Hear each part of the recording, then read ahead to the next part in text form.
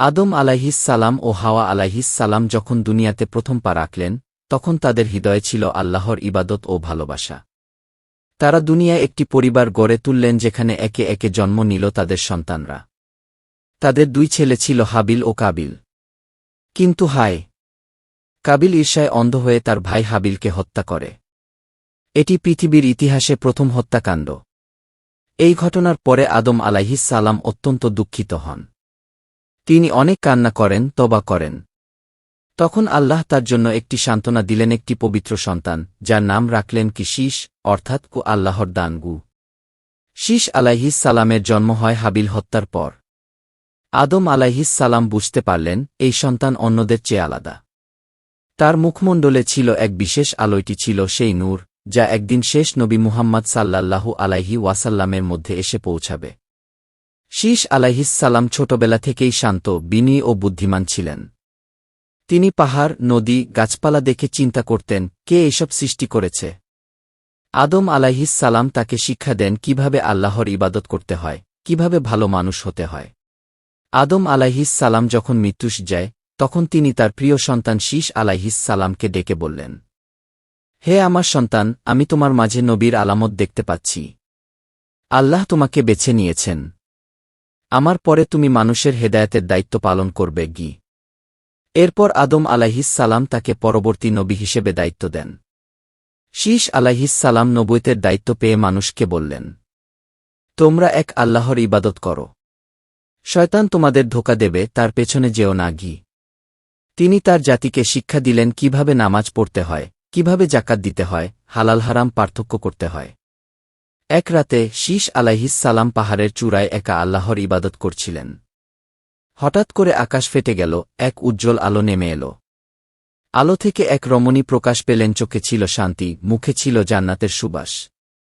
তিনি বললেন, আমি আল্লাহর পক্ষ থেকে এসেছি। আমি জান্নাতের হুর।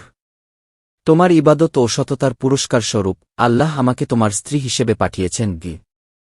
শীষ আলাইহিসসালাম সেজদায় পড়ে গেলেন। আল্লাহর শুকর আদায় করলেন। এরপর তাদের বিবাহ সম্পন্ন হয়েটি ছিল এক পবিত্র ও অলৌকিক বিবাহ। মানুষদের দেখানোর জন্য আল্লাহ তাআলা এই ঘটনাকে প্রকাশ করলেন, যাতে তারা বুঝে আল্লাহ কখনও তার প্রিয় বান্দাকে নিরাশ করেন না। শীষ আলাইহিসসালামের সময়ে পৃথিবী দুই ভাগে বিভক্ত হয়েছিল। এক, শীষ আলাইহিসসালাম ও তার অনুসারীরায়েরা আল্লাহর পথে চলত। দুই, কাবিলের অনুসারীরায়েরা দুনিয়ার লোভে পড়ে ভুল পথে চলত। কাবিলের অনুসারীরা মদ, নাচ ও অন্যায় কাজে লিপ্ত ছিল। একসময় তাদের মধ্যে এমন কিছু লোক তৈরি হল যারা শয়তানের কথা শুনে নতুন নতুন যন্ত্র বানাতে শুরু করল। তারা মানুষের মন ভোলাত, বিভ্রান্ত করত। শীষ আলাইহিসসালাম মানুষকে সাবধান করতেন, দুনিয়ার সৌন্দর্য ক্ষণস্থায়ী, কিন্তু জান্নাতের পুরস্কার চিরস্থায়ী। শয়তান তোমাদের ধ্বংস করতে চায়। তিনি অনেকবার পাহাড় থেকে নেমে গিয়ে মানুষদের দাওয়াত দিয়েছেন। কেউ শুনেছে, কেউ ফিরেও গিয়েছে কাবিলের দিকে। শীষ আলাইহিসসালামের সন্তানরাও ছিলেন ধার্মিক ও সত্যের অনুসারী। তিনি তাদের মাঝে জ্ঞান ছড়িয়ে দিয়েছিলেন।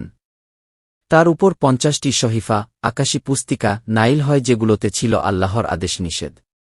শীষ আলাইহিসসালাম যখন মৃত্যুশয্যায় ছিলেন তখন তিনি তার সন্তানদের অসিয়ত করেন, যখনই তোমাদের মাঝে অন্যায় বাড়বে, জানবে আল্লাহর পক্ষ থেকে আবার কেউ আসবে তোমাদের সঠিক পথে আনার জন্য গি। শীষ আলাইহিসসালাম আমাদের শেখান সত্যের পথে স্থির থাকা, আল্লাহর উপর ভরসা রাখা, জ্ঞান অর্জন ও তা প্রচারের গুরুত্ব, এবং আল্লাহর দেওয়া দায়িত্বকে শ্রদ্ধার সাথে পালন করা।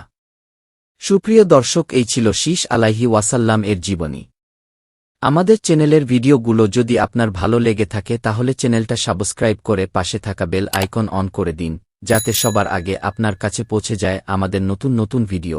আল্লাহ হাফিজ।